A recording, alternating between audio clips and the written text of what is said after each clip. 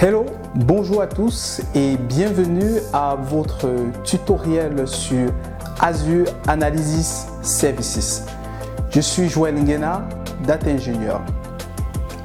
Ce tutoriel s'adresse à toute entreprise disposant d'un Data Warehouse sur site, on-premise et voulant offrir au métier une couche analytique sur le cloud. Si vous êtes prêts, regardons ensemble comment ça marche sur Azure. Let's go! Rebonjour à tous. Avant de passer à la pratique, il est important de revenir sur des éléments qui nous seront utiles dans ce tutoriel. Donc, qu'est-ce qu'on fait? Hop. C'est quoi une couche métier? Une couche métier, pour comprendre c'est quoi une couche métier, il faut revenir sur la chaîne décisionnelle.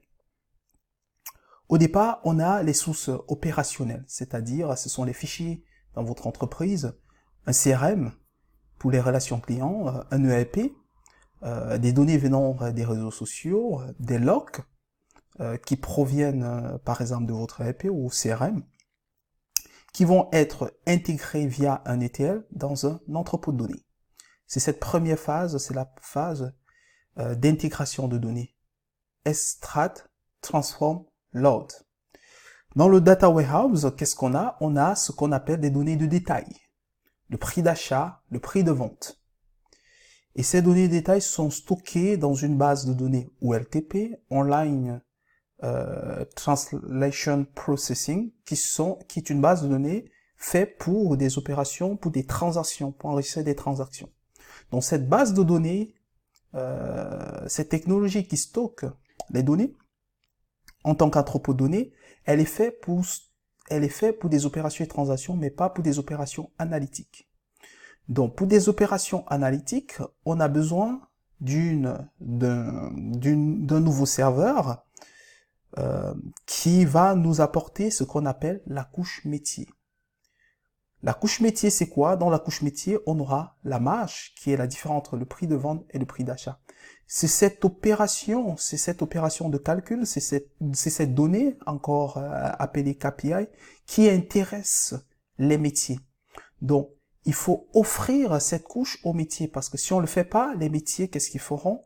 Ils seront obligés de se connecter directement là-dessus, récupérer le prix d'achat, le prix de vente, et calculer cela dans un outil de reporting. Et malheureusement, les outils de reporting, la majorité des outils de reporting ne sont pas faits pour ça. Et le métier a pour vocation à travailler sur tout ce qui est valeur ajoutée et non faire des opérations et non entrer dans des outils techniques pour calculer la marge. Ça, c'est pas le rôle du métier. Donc, il faut nous offrir une couche sémantique. J'aimerais bien noter aussi que certains outils décisionnels permettent d'offrir, certains outils de restitution permettent d'offrir cette couche sémantique directement. D'ailleurs, c'est ce qu'on va voir tout de suite. Les scénarios chez Azure. Chez Azure, on a plusieurs possibilités. Imaginons vous avez un data warehouse qui a vos données et vous voulez offrir cette couche sémantique. Vous avez trois possibilités. Optez pour Power BI Pro, mais vous êtes limité, l'environnement, l'espace de travail de votre société, elle est limitée à 10 gigas. Donc, ça, ce choix, il est fonction de la taille de votre entrepôt de données. Donc, s'il est gigantesque, malheureusement, vous allez très vite dépasser avec du Power BI Pro.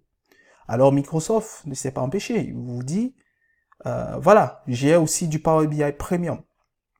Mais le Power BI Premium devient intéressant lorsque vous avez un nombre d'utilisateurs hyper important.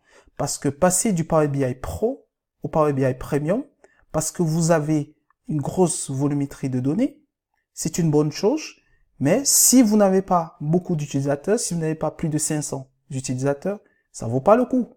D'ailleurs, la majorité des PME n'ont pas forcément 500 décideurs. Donc, c'est pas un choix intéressant. Alors, une troisième possibilité s'offre à vous, c'est d'opter pour un serveur Analysis Services. Vous pouvez opter pour un serveur Analysis Services dans le cloud si vous ne disposez pas de licence Microsoft. Alors, ce serveur Analysis Services, il va vous apporter la même couche métier qu'on a dans Power BI Pro et Power BI Premium. Il a l'avantage, vous pouvez programmer, automatiser l'arrêt et le redémarrage de ce serveur. Donc, c'est une solution, c'est la solution que nous verrons dans ce tutoriel. Et qu'est-ce que je pourrais encore ajouter? La couche métier pourra nous permettre de faire des rapports de masse ou des rapports ad hoc. Les rapports ad hoc, ce sont des rapports réalisés par les métiers, dont les métiers viendront uniquement interroger ça pour réaliser leur rapport, sans devoir réaliser des agrégats. Donc, regardons comment ça marche dans Analysis Services. Qu'est-ce que nous allons faire dans ce tutoriel? Vous avez vos données sur SQL Server, ici, sur votre site, on-premise. Pour que vos données puissent communiquer avec Azure Analysis Services qui se trouve sur le cloud, nous avons besoin, en premier temps, d'une gateway sur site, puis configurer cette gateway sur le cloud Azure, puis enfin l'appeler dans Azure, dans votre instance Azure Analysis Services.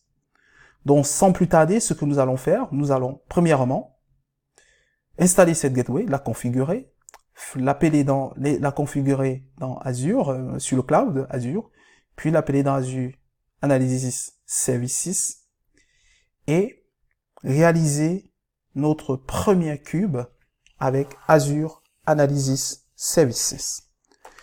Donc voilà, plus rien à ajouter. Retrouvez-moi dans la prochaine vidéo pour les installations et les configurations. Merci.